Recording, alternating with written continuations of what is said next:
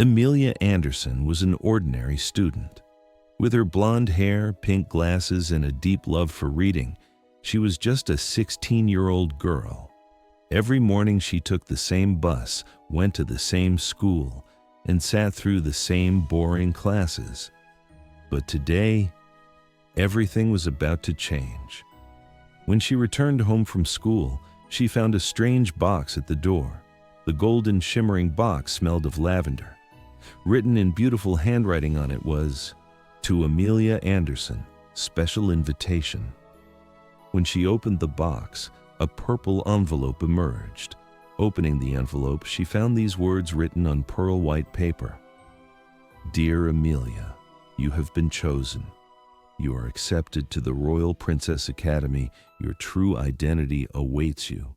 Tomorrow morning at 7 a.m., be at the bus stop. Wait for the purple bus. Tell no one." Emilia's heart began to race. Was this a joke? But who would make such an elaborate joke? The next morning, Emilia, being a curious girl, was at the bus stop. At exactly 7 a.m., a bright purple bus appeared.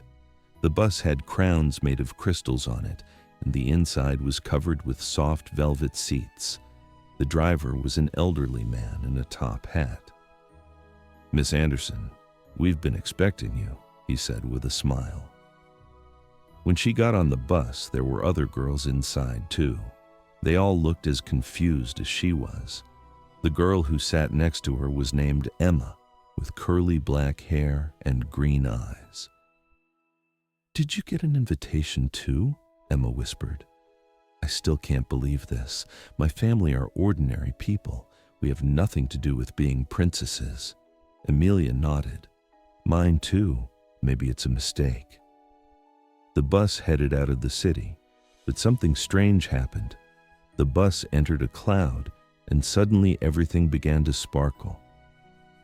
When Emilia looked out the window, she realized they were no longer on a normal road. They were flying in the sky. Among the clouds, a magnificent palace appeared. Hundreds of towers, glass bridges, flying flags. The Royal Princess Academy was more beautiful than could ever be imagined. The bus landed at the palace's main entrance.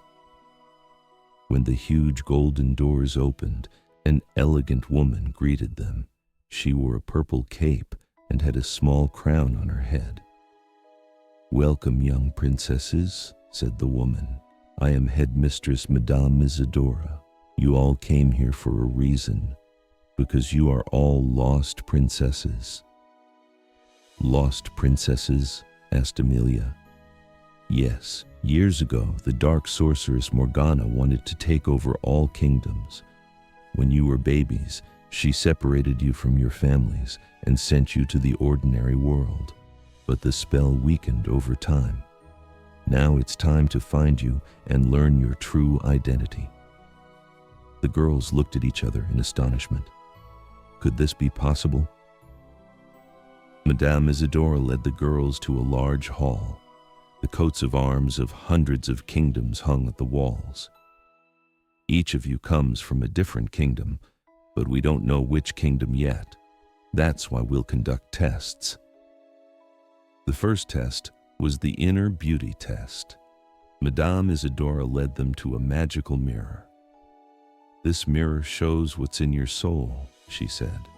When Emilia approached the mirror, she saw herself, but different. She wore a shimmering dress and her blonde hair sparkled like gold. But most importantly, there was a bright light emanating from her heart. The mirror displayed the words, courage, kindness, wisdom. "Ah," said Madame Isadora with a smile, "the princess of the Starlight Kingdom has these qualities. You are the lost Princess Emilia." In the following days, Emilia began learning to be a princess, dance lessons, etiquette rules, kingdom management. Everything was so difficult. But she had new friends.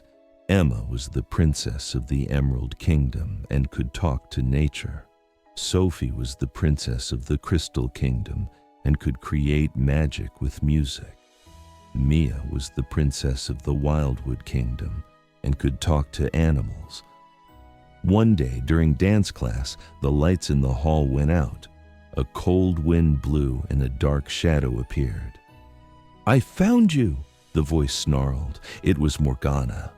"I'll steal you again, and this time it will be impossible for them to find you."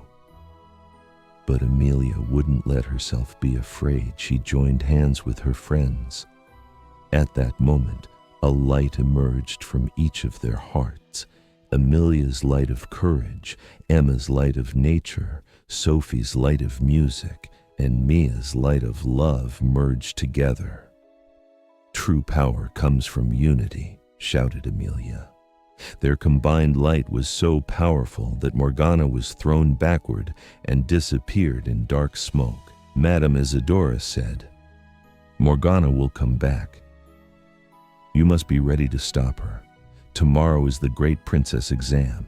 If you pass, you'll become full-fledged princesses and can return to your kingdoms." Emilia was worried. "What if I fail? What if I'm not a real princess?" Emma touched her shoulder.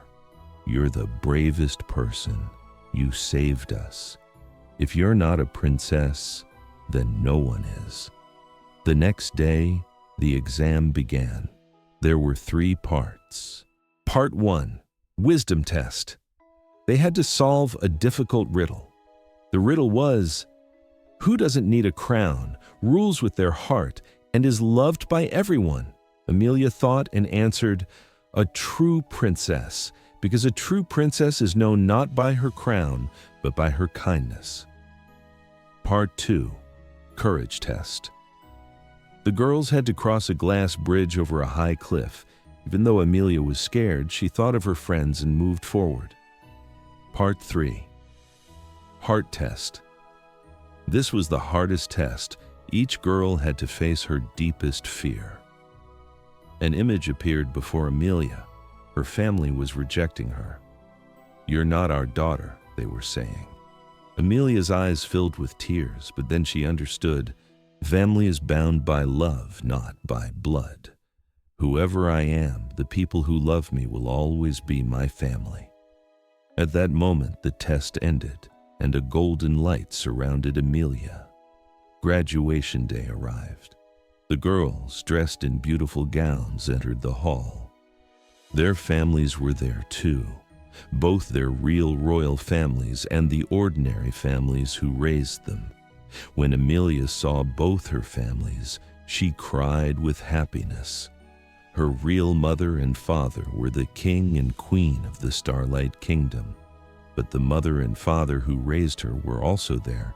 Madame Isadora gave each girl her crown. "You are now full-fledged princesses, but remember, a true princess always rules with her heart." Just then, the hall began to shake. Morgana had returned, but this time she was more powerful. "I will destroy this academy and all the princesses," she shouted. But Emilia and her friends were ready. Not just 4 princesses, but all the princesses in the academy joined hands. Hundreds of hearts, hundreds of lights merged. "Your power comes from your hatred," Emilia said to Morgana, "but our power comes from our love." The combined light of all the princesses was so powerful that Morgana's dark magic shattered. Morgana screamed one last time and disappeared, never to return again. Emilia had to make a decision. Would she return to her kingdom and be a princess, or would she continue her ordinary life? Her real mother and father said, "The decision is yours, Emilia. We will always love you wherever you are."